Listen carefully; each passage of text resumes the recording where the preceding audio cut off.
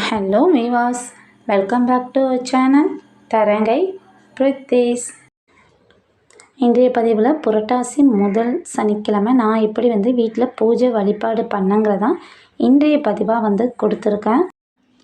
அதிகாலையிலேயே எழுந்திரிச்சு வாசல்லாம் சுத்தப்படுத்திட்டு கோலம்லாம் அழகாக போட்டு நல்லா மங்களகரமாக வாசலை வச்சுட்டு தீபம் தூபம்லாம் காட்டிட்டேன்.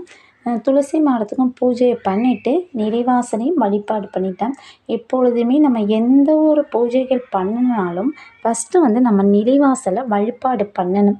இதற்கு என்ன காரணம்னு பார்த்தா, நிலையில் நம்மளுடைய குலதெய்வம் மற்றும் இஷ்ட தெய்வங்கள் இருப்பதாக குறிப்பிடப்பட்டிருக்கு.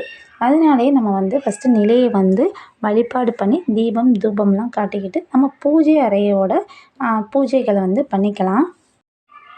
சனிக்கிழமைகளில் பொதுவாக பார்த்தா பெருமாளுக்கு விரதம் இருப்பது வழக்கம்தான். அதிலும் இந்த புரட்டாசி சனிக்கிழமைக்கு என்றே ஒரு தனி விசேஷமே இருக்குது. இந்த புரட்டாசி சனிக்கிழமையில் நம்ம விரதத்தை மேற்கொண்டால் சனி தோஷங்கிறது விலகும்னு சொல்லி குறிப்பிட்டிருக்காங்க. அப்புறம் பார்த்தா நம்ம ஆண்டு முழுவதும் விரதம் இல்லைன்னா கூட புரட்டாசி மாதம் முழுதும் விரதம் இருந்தால் ஆண்டு முழுவதும் வருகின்ற சனிக்கிழமையில் விரதம் இருந்ததற்குரிய முழு பலனும் நமக்கு கிடைக்குமா. இந்த புரட்டாசி விரதம்ங்கிறது சகல செல்வங்களையும் வழங்கக்கூடியது, நம்மளுடைய வறுமை நிலையை போக்கக்கூடியது. மாதம் முழுவதுமே அசைவம் சாப்பிடாமல் விரதம் இருக்க முடியாதவங்க புரட்டாசி வரக்கூடிய சனிக்கிழமைகள் மட்டும் அசைவம் சாப்பிடாமல் பெருமாளுக்கு பூஜைகள் வழிபாடுகள் பண்ணலாம்.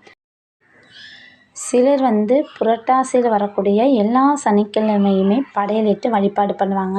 சிலர் ஏதாவது ஒரு சனிக்கிழமையில் படையலிடுவாங்க. இந்த பழக்கமே இல்லை எங்களுக்கு அப்படிங்கிறவங்க என்ன பண்ணலான்னா, ஏதாவது ஒரு சனிக்கிழமையோ இல்லை எல்லா சனிக்கிழமைகளுமே நம்மளால் முடிஞ்ச பிரசாதத்தை அவருக்கு நெய்வேத்தியமாக வைக்கலாம். அவருடைய ஃபோட்டோ திருவுருவ படம் நிச்சயமாக எல்லார் வீட்லேயுமே இருக்கும். அந்த படத்தை நல்லா க்ளீன் பண்ணிவிட்டு அவருக்கு மஞ்சள் குங்குமம் நாமம் இருந்தால் நாமக்கட்டியெல்லாம் நாமம் போட்டுவிட்டு வாசனை உள்ள மலர்களெல்லாம் சாத்தி பூஜைகள் அவருக்குரிய மந்திரங்களெல்லாம் கூறி நம்ம பாராயணம் பண்ணலாம். பாராயணம் பண்ணி ரொம்ப எளிமையான முறையில் விரதத்தை கடைப்பிடிக்கலாம். இந்த கலியுகத்தில் ஒரு எளிமையான ஒரு தெய்வமாக தான் திருமால் இருக்கார்.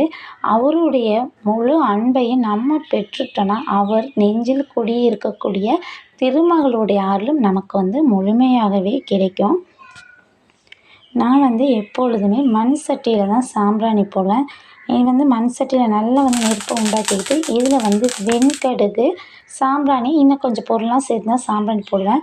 இந்த சாம்பிராணி நான் ஆரத்தி காட்டி பூக்களால் அர்ச்சனை பண்ணி நெய்வேத்தியம் பண்ணுற வரைக்கும் ஒரு கோயிலுக்குள்ளே இருக்கிற போன்ற ஒரு அமைப்பை கொடுக்கும்.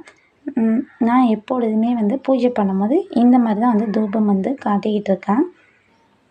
இப்போ பெருமாளுக்கு ஆரத்தி எடுத்துக்கிட்டு நெய்வேத்தியம் பண்ணிடலாம். என்கிட்ட சிலைகள்லாம் இருக்குது, சிலைகளுக்கும் வழிபாடு பண்ணியிருக்கேன்.